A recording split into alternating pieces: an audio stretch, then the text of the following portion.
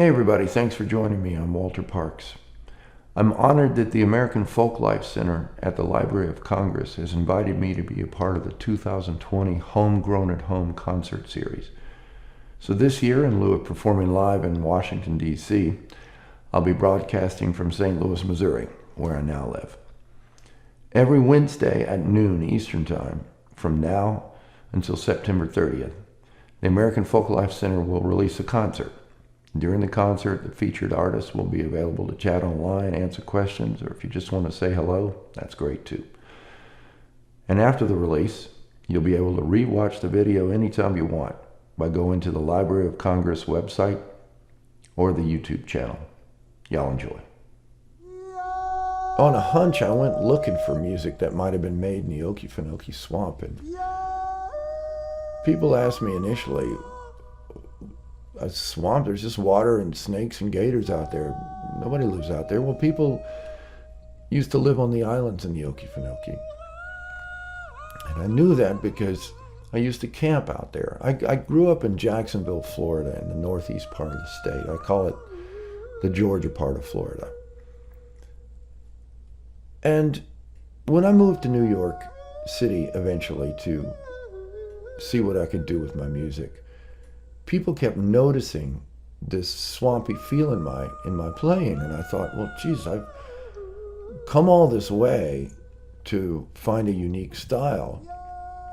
Maybe I should just accept where I came from and investigate why I play the way I do. So, in the Library of Congress, American Folklife Collection, I found a small trove of music that was made in the Okefenokee by folks of European descent who lived out there between the mid-1800s and the mid-1900s. They made three types of music. One was spiritual in nature, hymns and shape note singing, sacred harp singing, that kind of thing. The second was Appalachian style music, played on banjos and fiddles and such. And third, there were hollers. Hollers were practical communication, really. They weren't even considered music. It was a way to let your relatives know you were coming home from a hunt, you were okay, or you needed help, and everybody in the family had their own unique holler. But for some reason, hollers really resonated with me. I was not sure of why they made me feel at home, if you will, until I wrote them out on a page in music notation. And then I played them on guitar, and it's like, whoa, this sounds like Duane Allman's guitar playing or something. Or those Telecaster players from Nashville and that kind of thing. And it's like, well, of course. It all started with the human voice. But I found the hollers to be operatic when I sang them. They're meant to be forceful and get people's attention, but the role of the melodies I found to be quite beautiful. So what I've done for this project is to take traditional music and rearrange it. In some cases, I'll demonstrate how it might have been done in the early days. And then I'll follow with my interpretation with some of these guitars and tape loops and so on. It's all meant out of respect, and I'm hoping that you enjoy the journey. Here we go.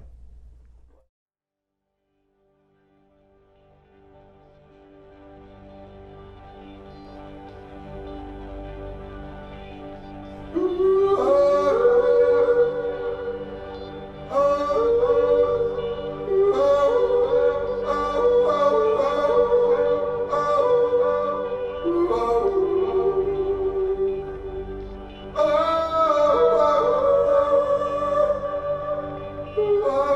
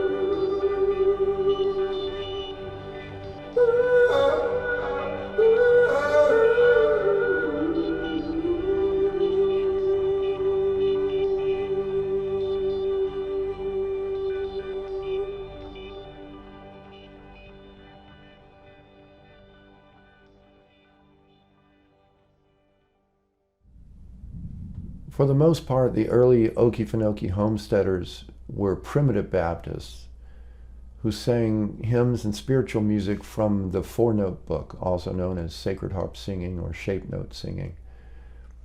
From that book, I've chosen Idumea, or Am I Born to Die?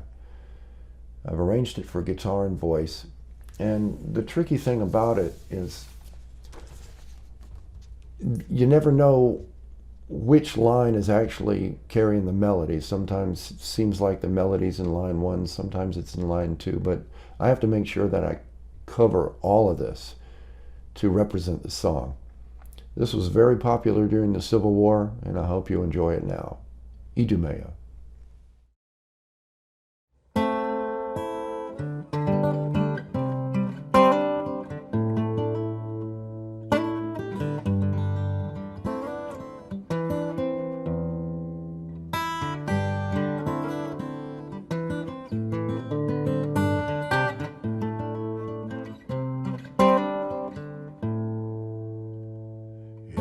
Am I born to die, to lay my body down, and must my trembling spirit fly into a world unknown?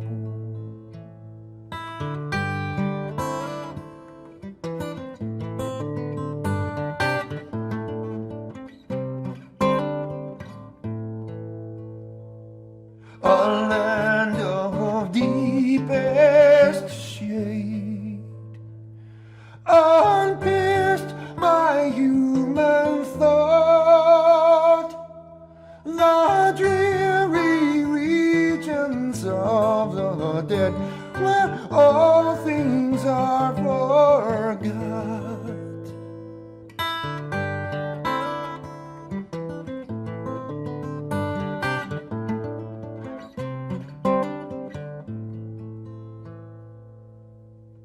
And so from earth I go.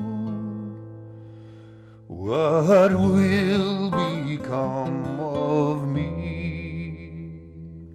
Eternal happiness, or woe must then my portion be?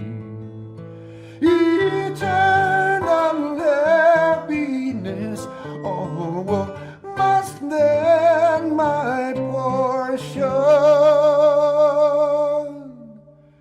be.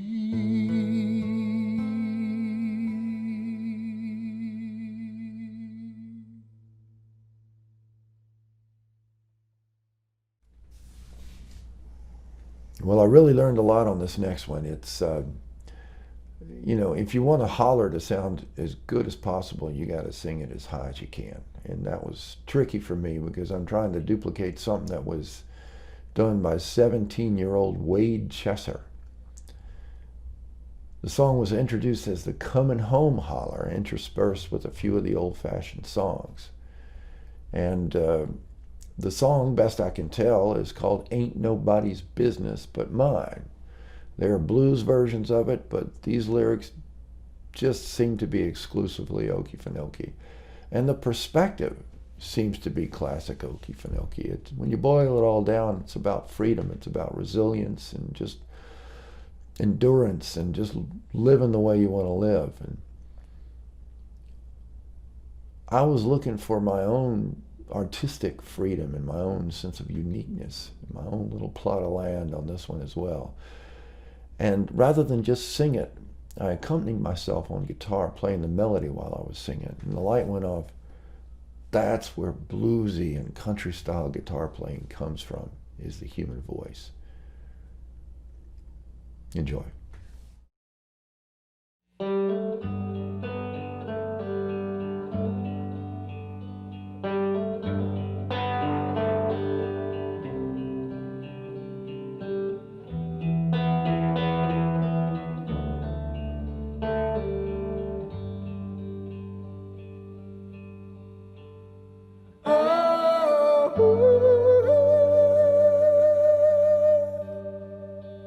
You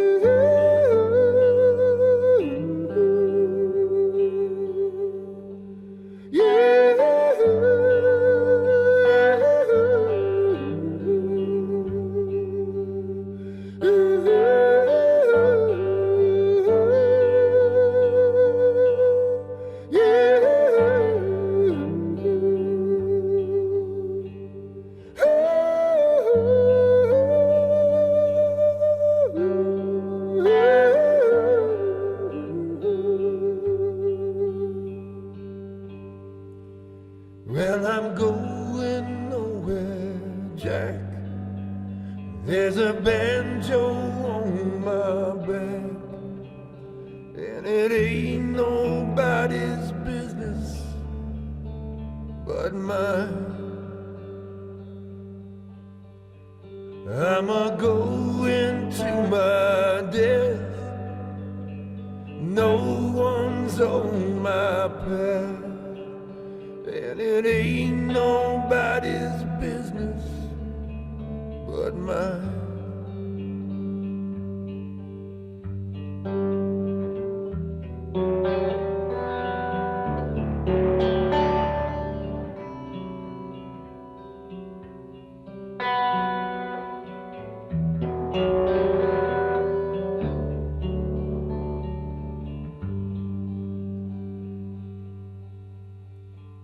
Well, I thought upon my faults, and I break till I get strong, and it ain't nobody's business but mine. No, it ain't nobody's business but mine. It ain't nobody's business but mine.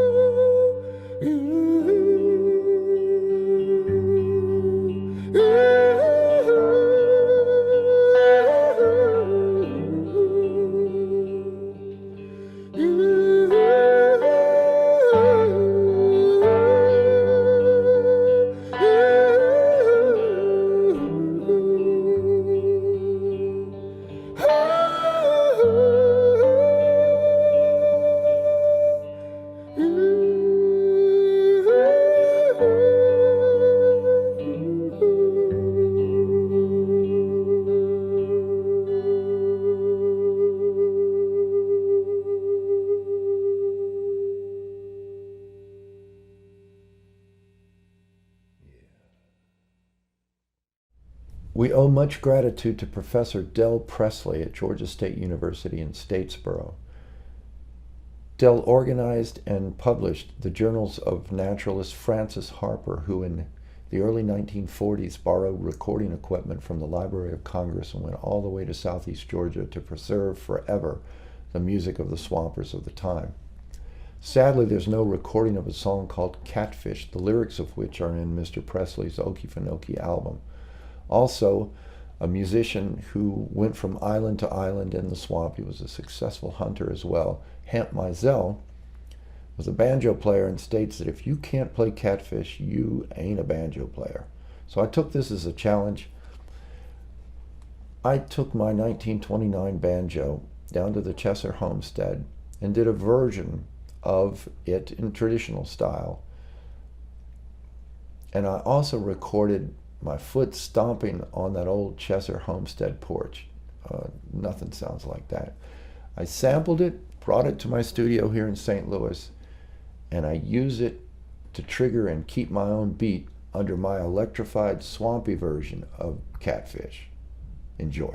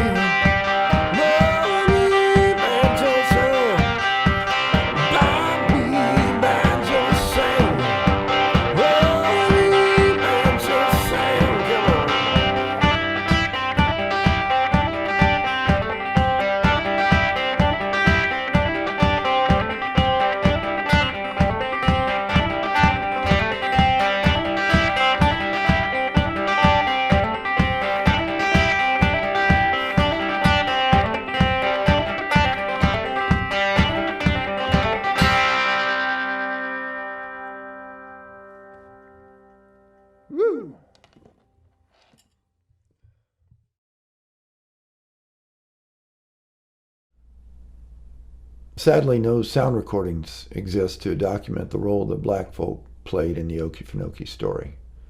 They were out there at two different time periods. First, during the slavery days, well before white homesteaders came to the Okefenokee. The Underground Railroad for a while ran south when Florida was Spanish. And if a runaway from the southeast Georgia rice plantations could make it to the Okefenokee, passage across the St. Mary's River was relatively easy as the river is narrow there. You would cross into Florida, swear allegiance to the Queen, serve in the Spanish Army, and convert to Catholicism. It fared better than slavery. Also in the early 1900s, the Okefenokee Swamp was nearly shaved bare of first growth cypress trees by the Hebbard Lumber Company out of Philadelphia. And black folk laid the railroad tracks that facilitated the removal of those logs. So I written my own song called Georgia Rice, sung from the perspective of a runaway slave who's being tracked by dogs. He hears a white man hollering out in the swamp, and he figures, I'm going to head towards this guy because he's not looking for me making all that sound.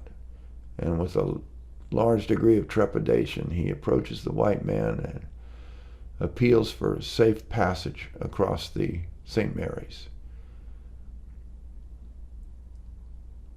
And the slave gets what he needs.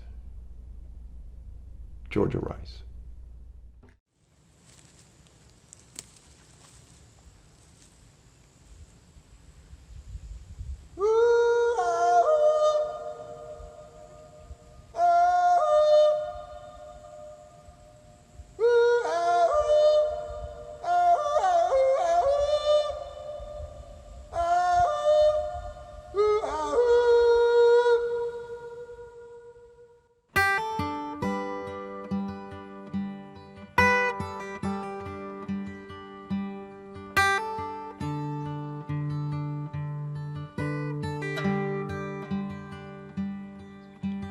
Heard you holler from the old League grave.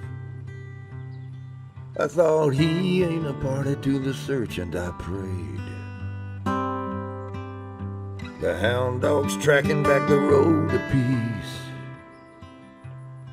They like to drown me smacking to the Okefenokee. There's a damn good bounty when a slave break free.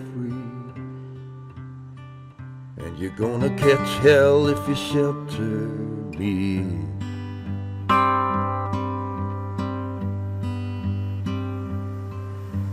I'm out looking for the Saint Marie. I'm gonna wade in her water, she'll set me free. So I take my chance with the poison snake, 'cause the master won't hang the good money I can make.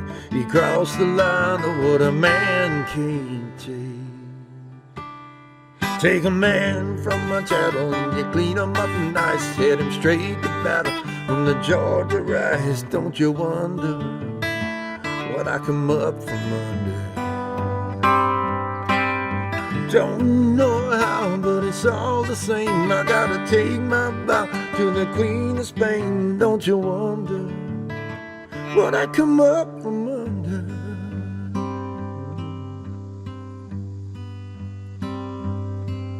The folks can't figure how a man of God would risk his deed of granted sod just for a slave out looking for the Saint Marie. It says a wade in her water, she'll set him free.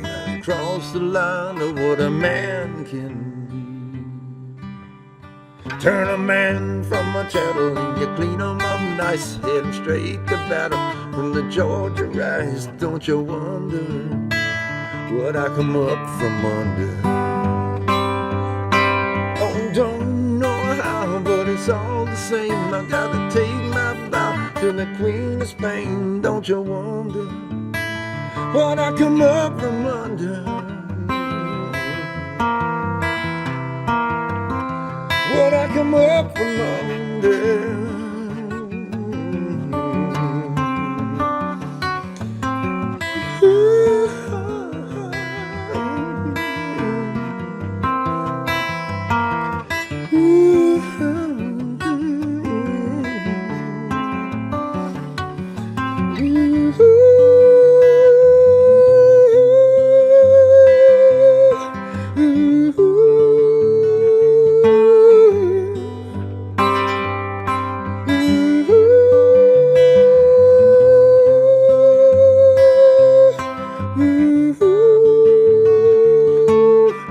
There's a damn good bounty when a slave break free, and you're gonna catch hell if you shelter me.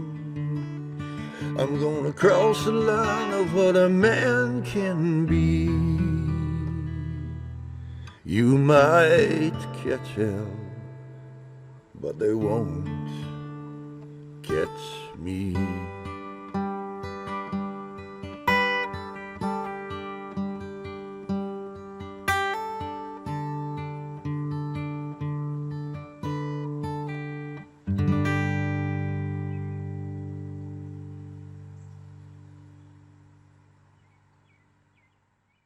Got it. Ooh, thank y'all very much for being a part of that today. I hope you found it entertaining and educational and most importantly inspiring. I'd like to invite you to visit the American Folklife Center's website if you want to hear thousands of more great sound recordings, field recordings, and so on. Their website is www.loc.gov and a slash that goes that way, Folklife. So I'm Walter Parks. Until I see you again on the road, y'all have a good one. Be safe.